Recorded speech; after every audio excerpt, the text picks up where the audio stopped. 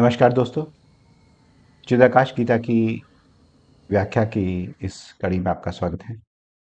आप में से बहुत से साथियों को पता होगा कि भगवान नित्यानंद ने 1922 से 1924 के बीच अपनी अवधूतावस्था में जो कुछ कहा, उसे उनकी भक्त और शिष्या तुलसी अम्मा ने लिपिबद्ध कर लिया था। बाद में से बाबा की ही आज्ञा से नाम दिया गया चिदाकाश गीता। चिदाकाश का अर्थ है परब्रह्म और गीता का अर्थ है गान। इस तरह चिदाकाश गीता का अर्थ हुआ ब्रह्म का गीत। इस ग्रंथ में 286 श्लोक हैं। हम धीरे-धीरे इन श्लोकों की व्याख्या कर रहे हैं और चूँकि बाबा ने जो कुछ कहा है उसे शब्दों में बाँधना संभव नहीं लगता, इसलिए इन श्लोकों की व्याख्या कितनी सटीक है हम नहीं कह सकते। फिर भी सेवा के रूप में और अपनी मति के अनुसार हम आपके सामने इसे प्रस्तुत कर रहे हैं। आज प्रस्तुत है श्लोक संख्या 54 और 55 की व्याख्या। इन दोनों ही श्लोकों में बाबा ने आत्म साक्षात्कार के महत्व पर बल दिया है और साथ ही बताया है कि अवधूत के लक्षण क्या-क्या होते हैं।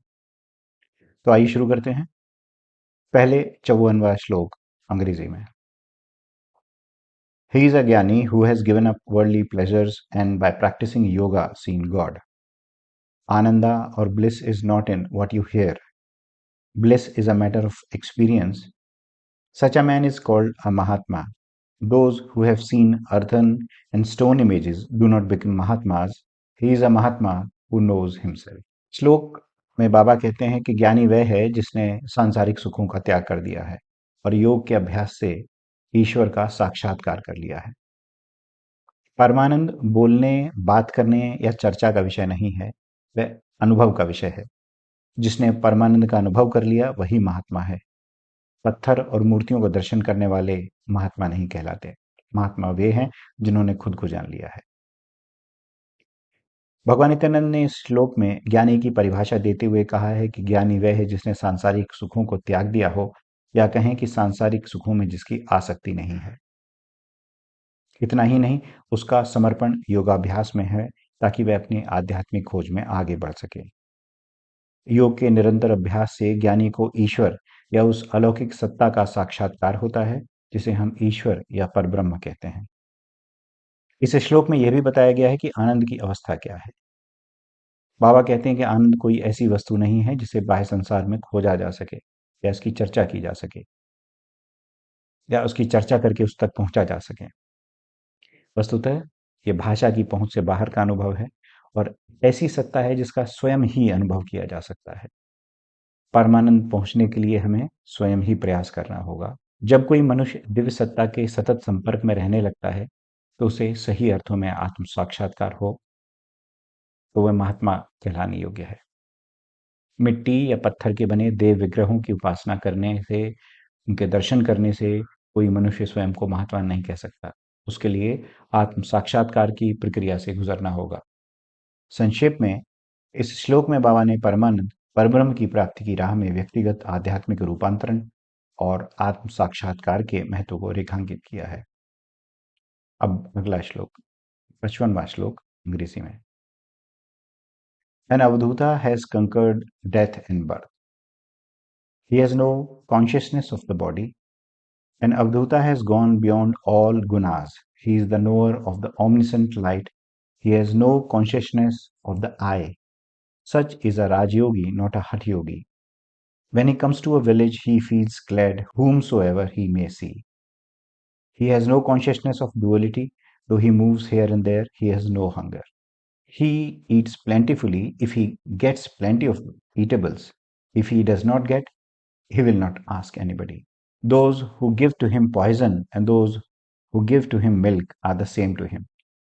Those who beat him and those who love him are the same to him. To an Avadhuta, the universe is the father, the mother, and the relation. He becomes the universe and the universe becomes he. The universe is merged in him. विश्व श्लोक का अर्थ हिंदी में। बाबा ने चिदाकाश गीता में अनेक जगहों पर अवधूत कैसा होता है इसकी चर्चा की है और इस श्लोक में भी बाबा ने अवधूत के लक्षणों के बारे में बताया है। बाबा कहते हैं कि अवधूत वह है जिसने जन्म और मृत्यु को जीत लिया हो, उसे देह बोध नहीं रह जाता। अवधूत इस त्रिगुणात्मक संसार में तीनों गुणों के पार हो जाता है। वह सर्वज्ञ प्रकाश का ज्ञाता हो जाता है, उसे स्व का ज्ञान नहीं रह जाता और इस तरह वह राजयोगी कहलाता है हठयोगी नहीं है। जब भी वह अपने एकांत से बाहर जनता के बीच में आता है तो सभी को देखकर प्रसन्न होता है। उसे अपने पराये का बोध नहीं है। वह संसार में प्रत्येक परिस्थिति में भ्रमण करता है, लेकिन इस लौकिक संसार के द्वंद के परे रहता है। उसे किसी तरह की भूख नहीं सताती। जब भी उसे भोजन मिले तो भरपेट खाता है। अगर उसे भोजन न मिले तो किसी से मांगता भी नहीं है।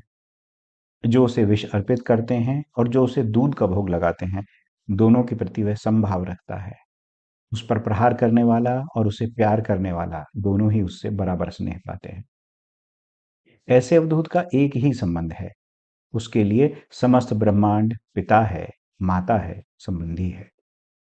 वस्तुतः वह ब्रह्मांड से एकाकार हो चुका है। ब्रह्मांड उसमें आत्मसात हो चुका है। संक्षेप में यह श्लोक अवधूत के निरासक्त स्वरूप को दर्शाता है। अवधूत की न तो देह में आसक्ति रह जाती है और न संसार में। न उसे अपने सीमित व्यक्तिगत स्वरूप में आसक्ति रह जाती है, न मन बुद्धि अहंकार की त्रिगुणात्मक प्रकृति में। वह सत रज और तम इन तीनों गुणों से ऊपर उठ चुका होता है। ऐसे निरासक्त अवधूत को न तो भूख प्यास सताती है, न मान अपमान का बोध होता है।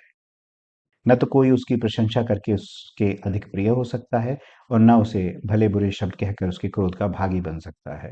वस्तुतः वह सभी का प्रियजन है, सबके शिव और कल्याण की कामना करता है। और ऐसा इसलिए है क्योंकि वह सकल ब्रह्मांड को अपना माता पिता और संबंधी मानता है। वह अपने पराये के द्वैत से ऊपर है, परे है। उसके लिए ब्रह्मांड की हर वस्तु उस दिव्य परमात्मा परम सत्ता की अभिव्यक्ति है। बस वह इस अकल्पनीय अवस्था में परमानंद में मगन रहता है। आशा है आपको हमारा यह प्रयास अच्छा लगा होगा। अगर आपको अद्भुत ज्ञान गाथा के वीडियो अच्छे लगते हैं तो उन्हें लाइक करें, शेयर करें ताकि आप जैसे भक्तों तक ये पहुंच सकें। चैनल पर नए हो तो सब्सक्राइब कर लें ताकि हमारी यह सेवा आप तक पहुंच सके। कमेंट करें अगर कुछ सुझाव हो तो।